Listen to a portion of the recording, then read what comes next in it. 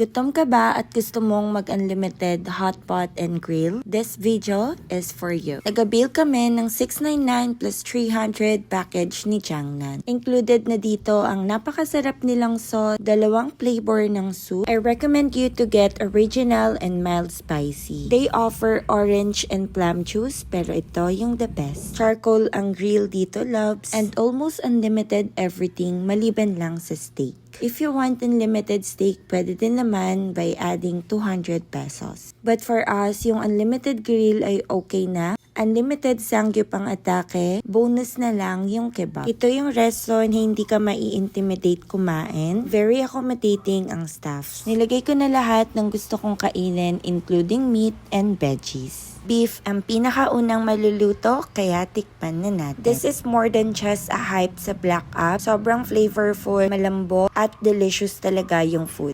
And loves, kung kakain ka dito, itry mo tong fish roll. Sa solo kong tasa, nagmix ako ng original, mild spicy, and original. And it really tastes good. Malinamnam yung broth at hindi rin ganon kaanghang. Pinaka na-enjoy ko talaga yung pork kebab at gumawa pa ako ng lettuce wrap. 20 out of 10 din tong beef mozzarella. Wala kang masasayang na foods dahil lahat masarap. Perfect na combo talaga sa Jiangnan original sauce. Pero if you're allergic to peanuts, meron silang ina-offer na condiment section. Pwede kang mag-create ng sarili mong sauce. Yung tipong busog ka na pero may bonus pa silang halo-halo bingsu. Super worth it ang 1,000 pesos mo dito, loves. Kaya try mo na. Thank you so much for watching!